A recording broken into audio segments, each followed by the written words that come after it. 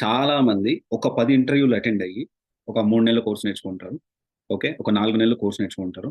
లేకపోతే 2 నెలలు, 3 నెలలు, లేకపోతే 6 నెలలు కోర్స్ నేర్చుకుంటారు. నేర్చుకున్న తర్వాత ప్రాక్టీస్ చేస్తుంటారు. ఒక 10 ఇంటర్వ్యూలు అటెండ్ అయ్యారు. ఓకే. ఇది జెన్యూన్‌గా నా దగ్గరకొచ్చిన కౌన్సెలింగ్ నాకు ఒక స్టూడెంట్ చెప్పిన మాట ఇది. సార్ నేను చాలా కష్టపడ్డా. చాలా హార్డ్ వర్క్ చేశాను. ఇంటర్వ్యూలు అటెండ్ అవుతున్నా. అసలు ఒక్క జాబ్ కూడా రావట్లేదు సార్ నాకు. సో, ఈ విధంగా ఒక స్టూడెంట్ వచ్చి నా దగ్గరకొచ్చి కౌన్సెలింగ్‌లో బాధపడతా ఉన్నాడు. నేను అడిగాను, "ఎన్ని ఇంటర్వ్యూ‌లకి అటెండ్ అయ్యావు నువ్వు?" రెజ్యూమ్ చూసుకున్నావా? యెస్ సార్ చూసుకున్నాను. అంతా పర్ఫెక్ట్‌గా ఉంది. సబ్జెక్ట్ అంతా పర్ఫెక్ట్ నేర్చుకున్నాను. యెస్ కరెక్ట్‌గా నేర్చుకున్నాను సార్. ఆహ్, తర్వాత ఇంటర్వ్యూస్ ప్రాపర్‌గా అంటే ఇంపార్టెంట్ ఇంటర్వ్యూ క్వెషన్స్ అన్ని ప్లాన్ చేసుకున్నా. యెస్ సార్ చేసుకున్నాను.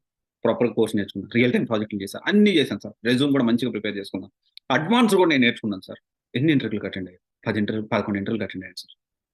నాకు 10 ఇంటర్వ్యూ‌లు అటెండ్ అయ్యాను సార్. అయినా జాబ్ రాలేదు అనేవాళ్ళు ఎవరైతే ఉన్నారో ఇది గుర్తుపెట్టుకోండి. నేనిప్పుడు ఓవర్ నైట్‌లో అయిపోయింది 1 ½ ఇయర్‌లో ఏదైతే ఉందో, నేనిప్పుడు ప్లస్‌లో పూర్తి ప్రాఫిట్‌లోకొచ్చానని చెప్పట్లేదు.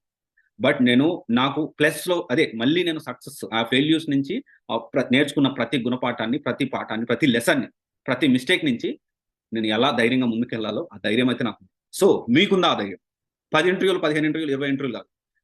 ఫెయిల్ అయిన ప్రతిసారి దాని నుంచి ఒక పాయింట్ నేర్చుకొని ఎందుకు ఎక్కడ ఫెయిల్ అయిందని నేర్చుకొని మళ్ళీ మీ సక్సెస్ వైపు సాగే ధైర్యం మీకుందా? ఆలోచించుకోండి.